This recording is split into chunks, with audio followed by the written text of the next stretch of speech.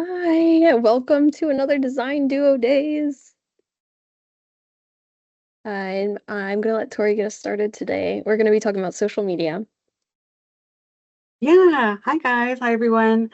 Thank you for coming first and foremost. But just to get us started, we have a very special guest with us today. Javier, our communications manager, is going to be just sitting in today and just answering any questions towards the end. So if you have any questions, please hold on to those.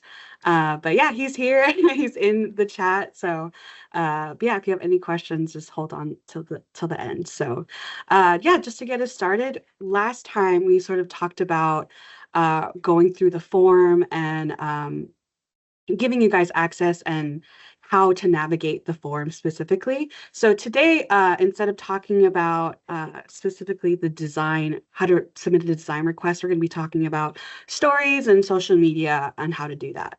So let me go ahead and share my screen with you all. Um, here. So yeah, going back to how to navigate to the form, we're going to go to the very main homepage of the BAS school, go and hit BAS resources, and you'll sign in with your net ID and password, and then from there you'll just sign on and you'll see this page. So from here, we're going to go to our communications area since we're covering that today. And at the very top, you see the project request form. But I also kind of wanted to cover briefly about just all of the other previous design duo days. If you happen to miss a couple, they're all right here within our playlist and also on our YouTube channel. So if you click this playlist button, it'll take you directly to our YouTube page. So, but yeah, we also have all of our communications resources here at the side whenever you have the time to just take a look at them and review. So let's go to the project request form. Yeah, really simple. Again, like last time, you'll just be typing out your name, email address, and just giving a general project title. So for example, let's say you wanted to talk about Halloween since it's coming up, you would just write a simple one sentence story that you'd want Javier to share or write about. So in this instance, you just write Halloween 2024 story share or something like that. Okay. So, as far as which department or area we're serving today, you just select the ones that you're a part of, and which area that you're in. And then, as far as what you need help with, like I said, just for this specific design duo day, we'll be talking about news story share, copywriting, and social media, since those are areas of Javier's expertise. So, as far as news story share, we would just really like any details that you'd have regarding the story that you'd like to share within the BAS platforms, and then any images. So with any images or any files that you might have, there is a limit. There's about a 25 megabyte limit on your uploads. So if it's larger than that, we would just prefer a box link. So if you can just drop that in this area, that would be perfect. So yeah, as far as the other areas within the Javier's expertise, copywriting, if you need help or need edits to any sort of copy that you have currently for any story that you might be drafting up, if you can please also enter that here. And as well, if you have any sort of Word documents, you can also upload those here as well. But for the meat and potatoes of today's meeting, social media, it's truly kind of touches everything regarding communications and just stories in general. So if you have any suggestions or you need an event covered or just in general, anything you'd want the BAS school to sort of touch and cover regarding your event or story that you'd want to share with us, you just simply put all of your information here. Who is it about? When was it about? Things of that nature. And we'll cover a little bit more later on as far what those things entail and what that means for us. So, and again, if you have any sort of images or Word documents you'd like to share with us or videos, just go ahead and drop those in the bottom here. So as far as when you need us to share your post, again, we'll talk a little bit more about timing later on, but just in general, just keep in mind when your event is when we're talking about timing and when to share. So, and as far as ideal deadline, this is for like the overall, request that you'll be needing. So, let's say your event's on October in Halloween, so the 31st would be an ideal deadline. So, that would be like the drop dead, like you need this now sort of thing. And then from there, you just submit to us and we'll get your request and Javier will be reaching out with you regarding your request. But that's really a really speed drive by on the form, and we can go ahead and talk about sort of the three main components when talking about your request. So I'll go ahead and stop my share. Thank you, Jessie. Oh yeah. Yeah, when talking and thinking about your request, there's really three main elements that we'll be covering today. So the first, I don't know if you can, there you go. Yeah, you're good. The first would be, of course, story, visuals, and then timing. So the first one would be like who we're covering, what's sort of the link to the Bass School. If you go to the next slide, Jesse. Thank you. So the three main components of story would be, again, who is it about, what we're covering, when was your story happening, and then why was it happening? Why were we all there to celebrate this particular event or, meeting, regardless of what it is and when? So, when in mind, when you're talking about it, I know you get really excited about, this great thing that happened. Let's say it was like the Halloween Monster Mash at Bass. We were all together, celebrating. You always want to think about what the Bass link is because it's like a student event. Faculty and staff are able to, participate as well. Just try to think about why this connects us as a whole school. So sometimes we get stories where the link is kind of there, but not really. Just again, as you're putting in your request, just make sure you have that in mind. That way, Javier can go ahead and put a strategy together to figure out what would be the best areas to like promote your story. But yeah, and then on to the next thing is visuals as far as your story. If you have any photos, videos, or just imagery related to your story, please share that with us. And Jessie actually has some great tips as to how to get these great images, and how to capture them. So I'll hand it over to Jessie. Thanks, Tori. Yeah. Yeah. So there's a few simple tips I can provide to you about taking your own photos for social media. And just before I get into that, I just want to note that we all have a very powerful device here in our hands, our pockets, every day. It's a powerful photography device. We are all capable of taking fantastic photos. I believe in everyone. And then just briefly, one of the tips that Javier shared with me earlier in the week was whenever you guys have events, it's a great idea to designate one person as the photo taker, and that way everyone's on the same page and you're sure that you will be collecting photos. It's just a really good tip, especially if you have student workers, some of them may be more creative and be able to help you with that. So with that in mind, there are some things you can do to elevate your images and make them more interesting and eye-catching to our online audiences. Okay, so to start, just consider this, that every post that we make is competing with all of the visuals and content that is floating around on the web. So we want to be very intentional with what we capture. Think about color, what are you capturing and why? Why your audience might find it exciting. And so with those things in mind, I do have three simple tips, and I'll break it down into framing, lighting, and background. Okay. So when I say framing, and just whenever we're taking a picture, no matter the device, we are putting a subject into an imaginary frame that we as viewers or that we're viewing through the lens of our device. So one of my biggest suggestions that I make to, many new photographers is to get closer to the subject so you can immerse the viewer in the experience by letting parts of the subject get cropped by the edges of your frame.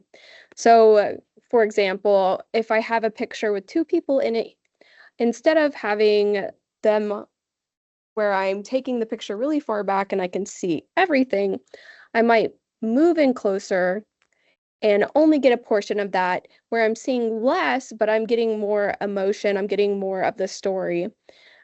So I have a few examples that we can look at that I just found on Flickr. No hate to these different schools. They're just examples that I found that I thought portrayed these ideas. Okay. So between these two examples, which would catch your eye? So the image on the left has a focus and is intentionally capturing the subject, whereas the image on the right does not have a focus. It is very far from what is happening, so we lose a lot of the expression and the immersion there. So for something like this, I would suggest having two photos instead of one, where we are capturing the questioner separately and then the speaker. Because obviously something interesting is happening here, but we just can't really tell what we're supposed to be looking at. So by getting in closer, we're able to capture the moment a little bit better. So in this next example, in the image on the left, our subjects are spread apart, and we can see that was an intentional setup, but unfortunately, the setup doesn't add to the emotional story of the group. Whereas in the image on the right, the students are sitting close together, and we can get a better feel for their expressions and expressiveness. We also may feel as if we are being pulled into the image because of the experience they are showcasing and the angle. So it's very similar. They're both group pictures. They're both all wearing matching shirts. They're both in a, kind of industrial environment with bricks and, concrete, but very, very, very different outcomes. Um, so always get people closer. Closer is always better. And then one more example. So in this example, the image on the left is good, but our subjects are a bit far away and we do not have their attention. So they're looking somewhere other than at us. So this can create a feel of being awkwardness. Whereas the image on the right is very intentional. The camera is closer, the subjects are framed, and they're holding our visual focus better. Um, so these are just a few quick examples just to show how getting in closer can be more interesting and more eye-catching. And like I mentioned before, we're competing with everything on the internet.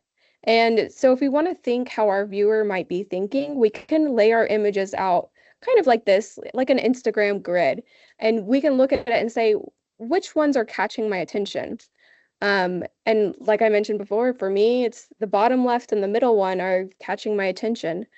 They're more expressive, there's more emotional shown, and just a little more interesting. So framing is very important. So moving on to the next tip, lighting. Um, as a lot of you probably know, photography has also been called painting with light because when we click to capture an image, the whole mechanical process is to capture light. And this is how we get the shapes and the definition of an image. So lighting is one of the most paramount aspects of capturing a good image, no matter the device, all devices. So what I suggest to get the best outcome when possible, of course, is to move towards what available natural light there is. This could be outside or near a windowed area, like in the ATEC lobby, moving closer to the big windows. This isn't always possible, of course, but if you have the option, it really helps. So some examples of that.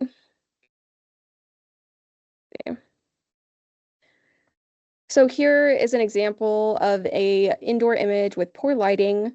We can see at the top there's fluorescent lights, which tend to give this yellowing effect. and generally not wanted. We can see that there, as it moves backwards in the group, the lighting becomes worse, it becomes darker. So we have this difference in lighting situation here. So the one way that this could be solved would be to bring the people in the back forward so that they all have equal lighting. And then again, moving people. It's okay to move people. If you can get them closer to any type of natural light, that's always helpful. If you can't, we do what we can. We can adjust things post production, but you know, it's better to capture it first whenever you can.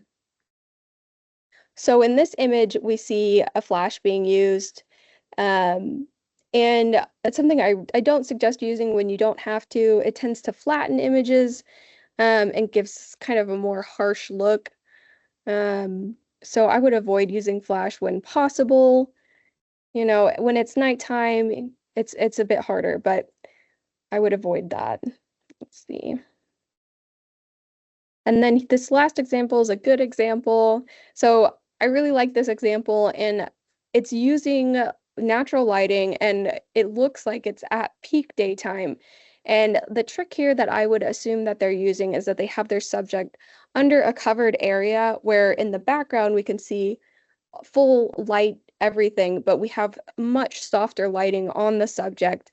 So if you are taking photos outside and it's too harsh, too bright, then taking your pictures under a covered area can really help soften up those lights. So we always want to use natural light, try to get natural light.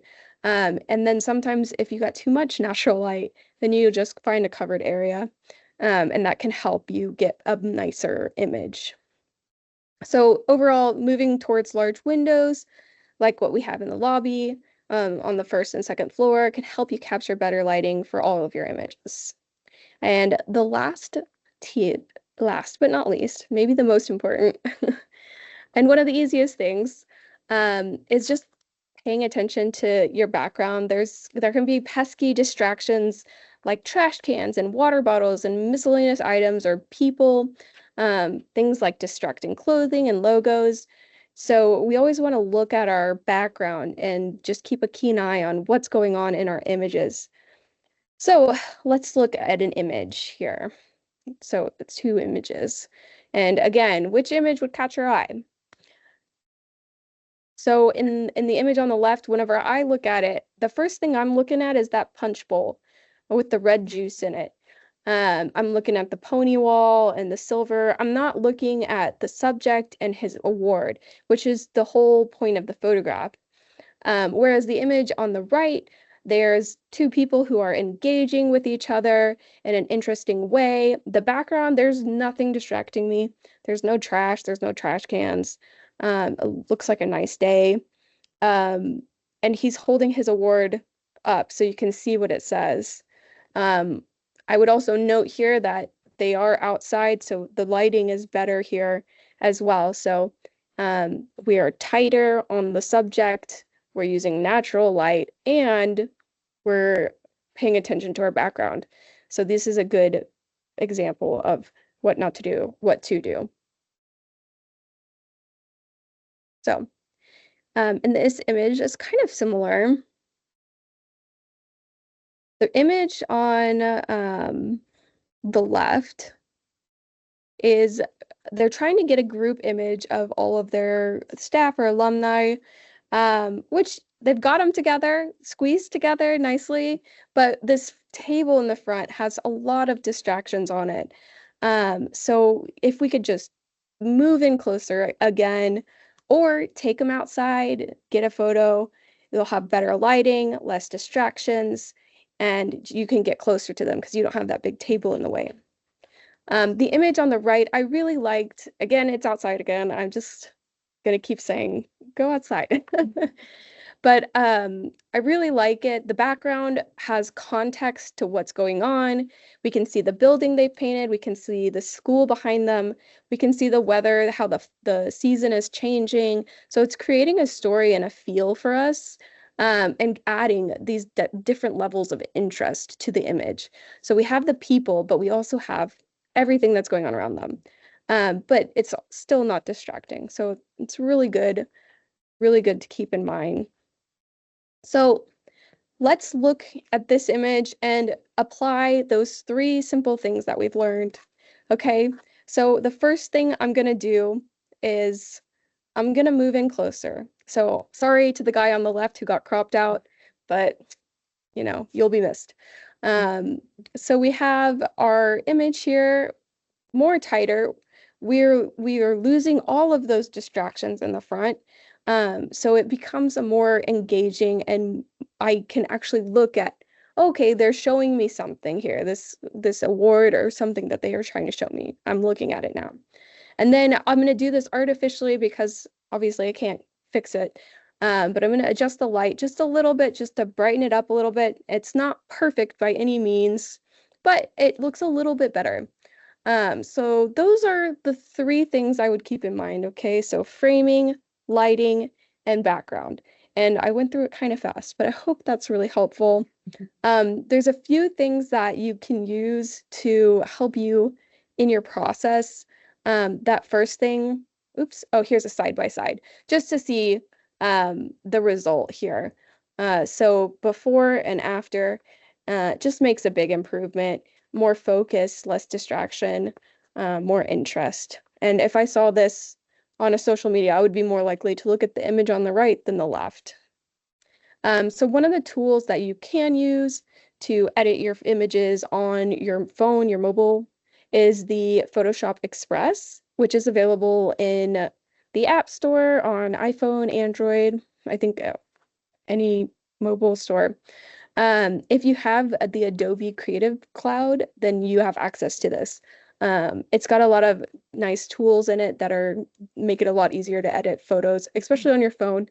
And that way you don't have to go anywhere other than your phone, then straight to your social media or share with us. And that's another thing. If you have great photos, share them with us. We would love to see them and incorporate them where we can. Um, and then lastly, this I always recommend to people. The Eugene McDermott Library offers LinkedIn Learning, which is a great tool. It is going away January 12th, 2025, apparently, which is a shame, but they do have also some extended learning on taking great pictures with your phone or any other area that you're interested in.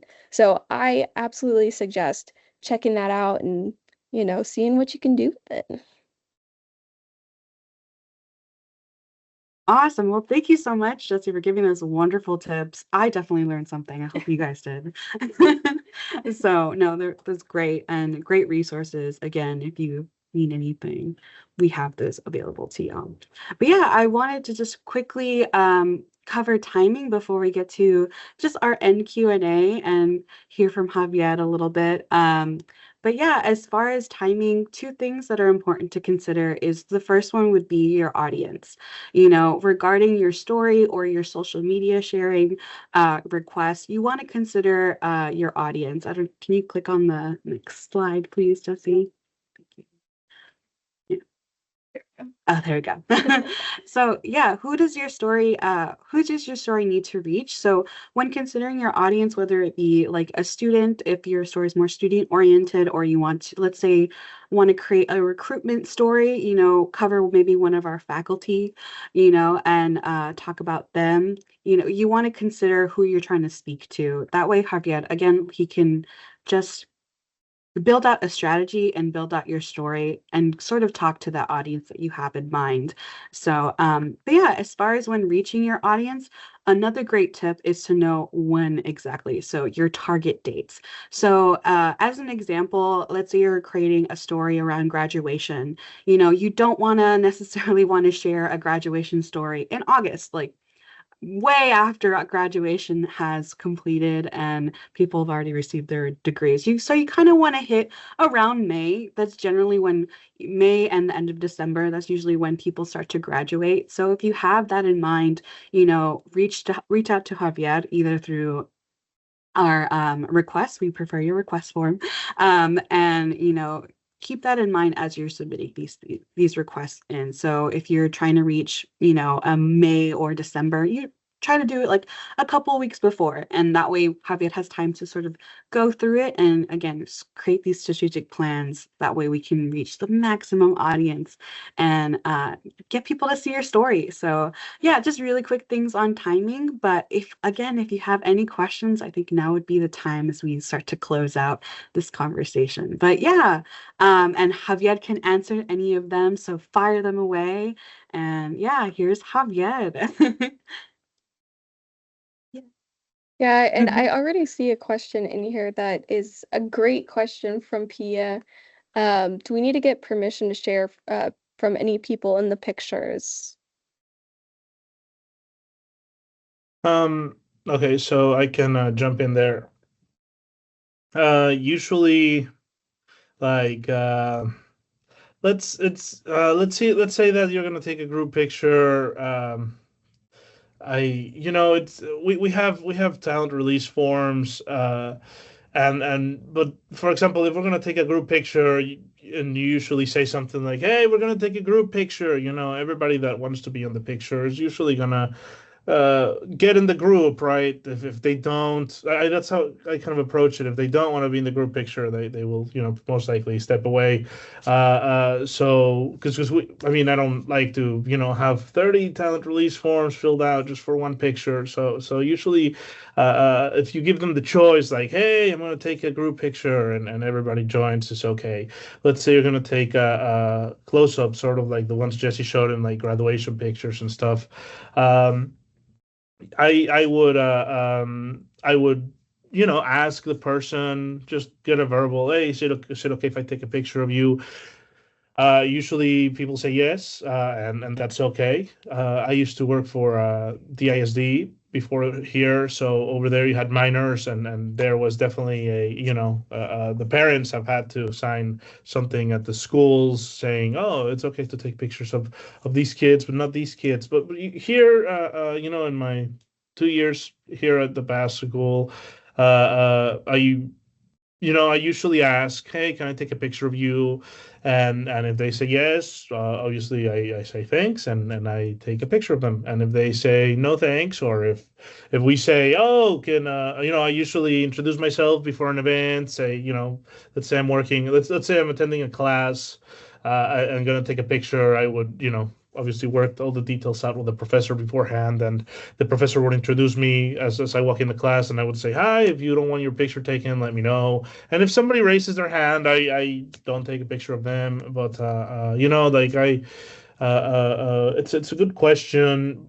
I haven't had any issues here in the last 2 years, but I would just make sure that everybody that you're going to take a picture is okay with them being photographed, and if they're not, just kind of respect their privacy.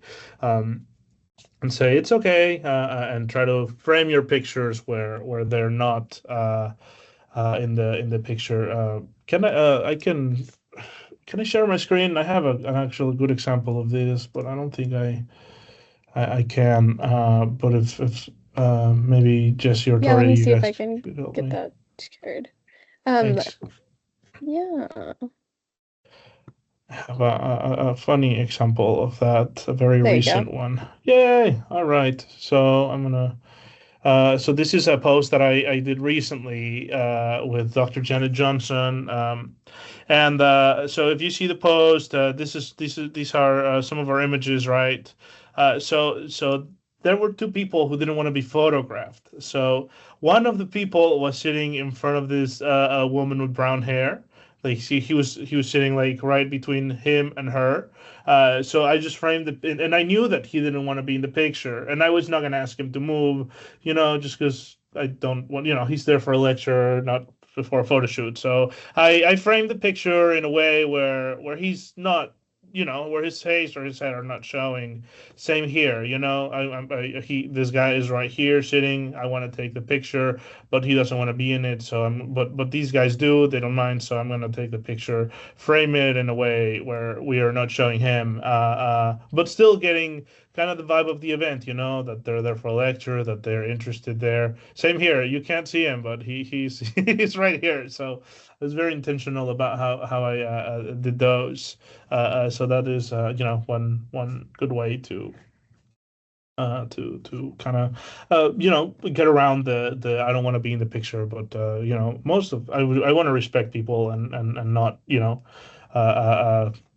capture them if they don't want to be captured. You never know why.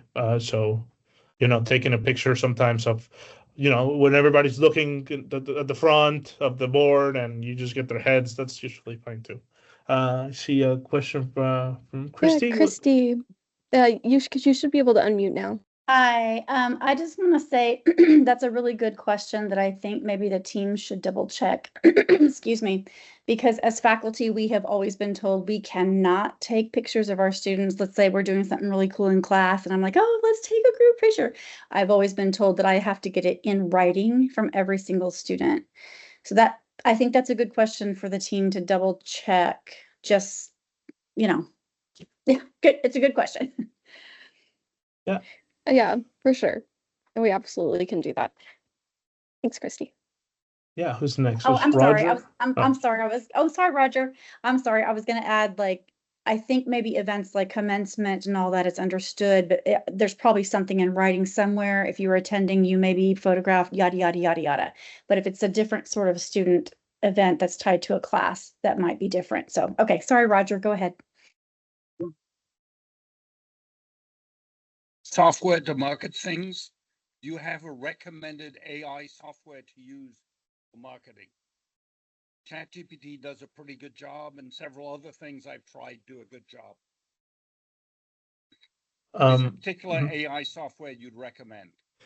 Well, I've for some things I've used ChatGPT. It's pretty handy. I've started to use Copilot because that is something that the school is paying for our use. I don't know if it's for students, but I know that in that Microsoft suite, Microsoft 365 suite, at least I saw that there's a new Copilot button that you can press, and it's very much like ChatGPT, but this is included. It's a tool that is not available to everyone like ChatGPT is. So I'm still weighing which one is good, but Copilot has been pretty decent. I think it depends too how you're using it. Because if you're thinking as far as like writing a post, if you need help like kind of wordsmithing that, of course you should definitely, write something and then you can send it through and then come back and refine it some more on your own. I would also say that Photoshop's generative fills and things like that in Photoshop, the AI tools are becoming better to quicken the process of editing. So yeah, it just depends on how you work and what you're comfortable with, really.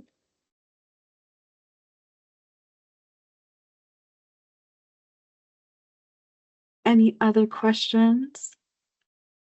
Oh, Pia. Oh, yeah, here we go.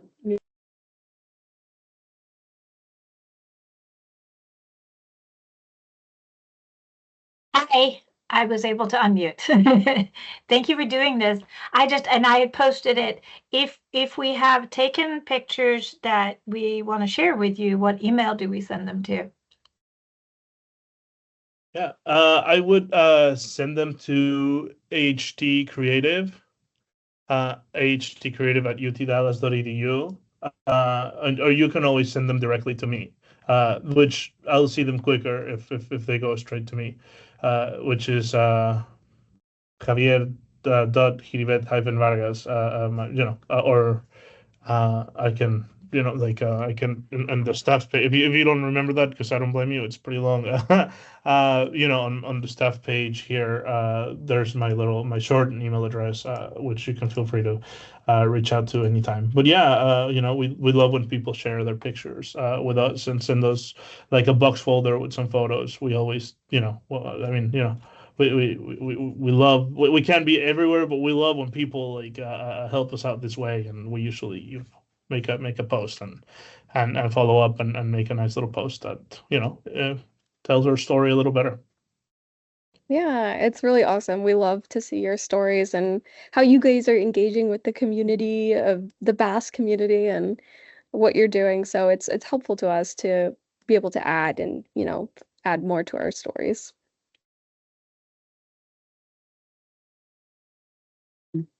Great. Yeah, if there's no other questions, no worries. But yeah, this is recorded, so you Mhm. can always come back and look at it if you have any other questions. But yeah, if you do have questions, you can also reach out to us via email at the AHT Creative Yeah. email. So, but yeah. And Javier, was there any other tips or anything you wanted to add? Yeah, for sure. So, if people who are doing cool things. I mean, well, one thing that I do want to add is that but for me, one of my biggest tools at my work is Comet Calendar. I use Comet Calendar every day on AHT/events. I check that, like I check the time. I check it several times every day to see if people have been adding events. So even if you're doing an event or if you know someone, yeah, I mean, tell them to put them on to put it on Comet Calendar, and also to choose that it's a Harry W. Bass event. That way, it shows up on our events page, and that kind of tells me, aside from the forums, really what's going on, when, how many events do we have, how busy that week is going to be, how to spread it out. It gives me a visual view of the week. So it's a great tool. And we usually lead people on our social media. We always put links to those Comet Calendar postings so that they can get more information. So Comet Calendar is great. I know some student organizations sometimes don't use it, and they just post their event on social media, and sometimes we miss it, and they don't reach out to us. But if you just put your event on Comet Calendar, there's 100% chance we're going to see it. Also, I love the photography overview that Jessie did, and yeah, again, you guys are our eyes and ears. For example, we had an orchestra event here on Sunday, and I saw that some people from our team, I know David, but he published some posts of the orchestra, and that I took my own pictures, I did my own stories, but when you get some audience stuff, like just obviously during that event, David was sitting in a good spot that I wasn't there. He's sending me some stuff through his eyes, through his own style of recording or pictures. So that kind of stuff, when you send it to us on social media or you tag us, I always like to share it, because it's a little bit of a different angle, a different view, a different style of capturing your own photos and videos that helps us tell the story, tell what happened. So if you attend these events, I know a lot of you do. If you attend events here at the Basque School, and you take pictures for yourself, or videos of something you love and you want to share it, I encourage you to do so. If your lab or teams are having events, like Jessie and Tori said, if you get someone to be the point of photography and send them to us, we'll make sure to fit it in our feed somehow, and add your pictures there. We can even credit you if you want, but we want to. Our team is little but mighty, but you guys are our team too. If you want to be, we welcome your help. So whenever people are taking photos or videos at events, how should they be sharing them with you? Should they be sending a message or tagging them with a certain thing? Yeah, good question. On social media, if they tag, like for example, Instagram and Facebook, we those are Facebook, Instagram, and LinkedIn, but mostly Facebook and Instagram. They're our most used. If you tag us on Instagram, if you put something and tag us, or if you send it to us via direct message, we can on Instagram we can push it up. If you send it to HT Creative in a box folder, your pictures or video, we'll get it. Just say, oh, I took these, this weekend at the jazz concert. All right, cool, thank you, and we'll make sure to fit it in our content, sending it to HT Creative or to my email. I put it in the chat, but there's a little the staff page. You can find me if you lose the email or something. It's right there. Yeah, there was one more thing that we talked about. So if they share a story and they tag you in it, how do Yeah. they make that to where you can share it? Oh, perfect. Yeah, that's such a good question. So if you're ever on Instagram and you post a story, because those are fun to do, and you want us to share it, just there's a little button to tag, or you can type our Instagram handle, which is UTD_arts. If you do that, we'll be able to share it straight from your page. It gives us permission to just put it on our page too. So that's a good way to kind of get in touch with us and stuff. Yeah. I guess one last question, Javier. Mhm. Let's say I have a graphic that I want to share on Instagram. Would that be possible? Do you recommend that? What would you recommend for a graphic? What's a good platform to share with that? Yeah, absolutely. For graphics on Instagram, if you look at our feed, we don't have almost any graphics at all. We might have one or two, but not necessarily stuff that says, "Oh, our event is this date." Uh, it is, it is to have our own little brand, Instagram branding type of thing to just keep some pictures of events that happened, of our projects that are being done. So if you do have a graphic that you would like for us to share, we're happy to share on Facebook. We're happy to create a Facebook event and share it there. And we're happy to share on our stories, on our Instagram stories and on our Facebook stories. However, like on our feed, the style that we're using is just to have a professional photography posted there for the most part. So yeah, thanks. It's a good question. A lot of people ask. Well, thanks so much for joining us, Javier, and I hope this was really helpful for everyone. And again, we'll make it available after the fact on the BAS Resources page. So yeah, if you have questions or if there was someone you think should have been here, you can forward it over to them. All right. Thanks, everyone. Thank you for coming. Bye.